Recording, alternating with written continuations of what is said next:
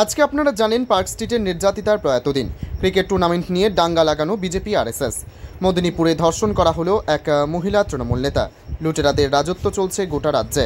আজ মহারাষ্ট্রের রত্নাগিরিতে উৎসবকে ঘিরে ধর্মবিশ্বাসকে অস্ত্র তৈরি করা হচ্ছে গোটা দেশে বিজেপি আরএসএস দ্বারা। চ্যাংদোলা করে মুসলমান এমএলএদের চ্যাংদোলা করে বের করে দেবে, এটা অপরাধ। মমতা বন্দ্যোপাধ্যায় দণ্ডিয়া নেচে ভাঙ্গদা নেচে জনসংখ্যা জিতছেন।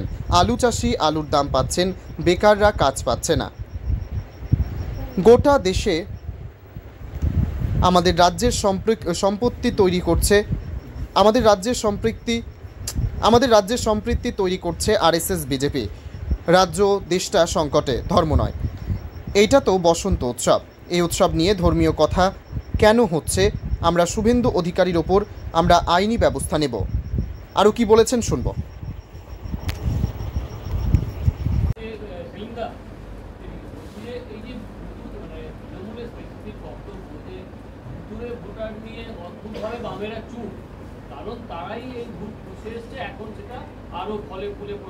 আপনি কোন বছর ধরে সাংবাদিক হচ্ছেন?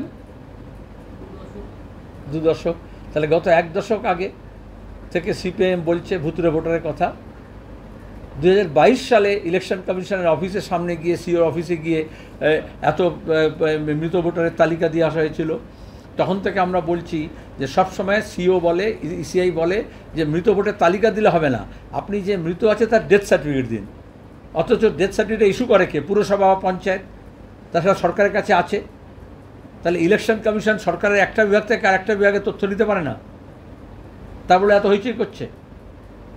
আর ভুতুরে ভোটে যদি 1 দশক থেকে হয়, তাহলে এতদিন পর্যন্ত বিজেপি এবং তৃণমূলের যত নেতা জিতেছে, এমএলএ এমপি হয়েছে, পুরসভা কাউন্সিলর পঞ্চায়েত হয়েছে, তারা সব হচ্ছে ফিকটিশিয়াস। ভোটটা যদি ভুতুরে ভোটের ভিত্তিতে হয়, এবং তাই মানি, ভোটে যদি কারচুপি হয়, গণনায় হোক, ভোটে হোক, বুথে হোক, ভোটার লিস্টে হোক, তাহলে legitimacy of all this MPs MLAs are being questioned. এটা এমন নয় যে 26-এ হবে, ইতিমধ্যে হয়েছে। ভোটার লিস্ট তো ত্রুটিমুক্ত নয়, এটা আমরাই বলছি গত 1 দশক ধরে। কিন্তু এখন কিরকম মজা করে আপনার জিজ্ঞেস করলাম, আপনার প্রশ্নের মধ্যে হলো তৃণমূল বলছে। তো তৃণমূল এখন জন্মালো? তৃণমূল তো 99-তে জন্মেছে। তাহলে আজকে কেন ভুতুরে ভোটার? কারণ হরিয়ানা, মহারাষ্ট্র ভোটে কারচুপি হয়েছে, গণনায় কারচুপি হয়েছে। 2019-এর নির্বাচনের পরে তো আমি বলেছিলাম একেবারে লোকসভা আসন কেন্দ্র ধরে ধরে যে কত ভোট আর কত বেশি ভোট পোল হয়েছে, আর গণনায় কত বেশি ভোট পেরিয়েছে।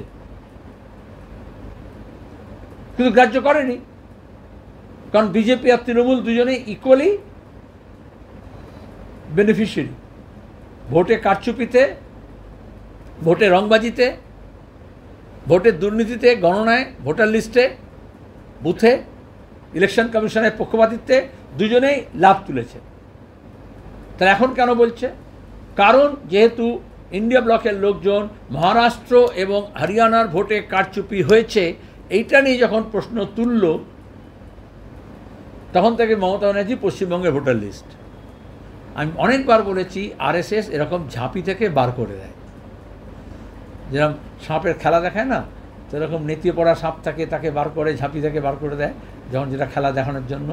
তাহলে মূল প্রশ্ন ছিল মহারাষ্ট্র এবং হরিয়ানা এবং দিল্লি ভোটে কারচুপি, সেখান থেকে আপনারা নিয়ে এলেন ওখানে। তাহলে election commission biased, election commission handpicked, election কমিশনকে জবাব দিতে হবে। এটা একটা স্টেটের ব্যাপার নয়। আর এই স্টেটে তৃণমূল লাভ তুলছে, এজন্য ভোটার লিস্ট ত্রুটিমুক্ত নয়। আর গোটা দেশে বিজেপি একইভাবে লাভ তুলছে। এই ভোটে কারচুপি উভয় দলই লাভ তুলেছে।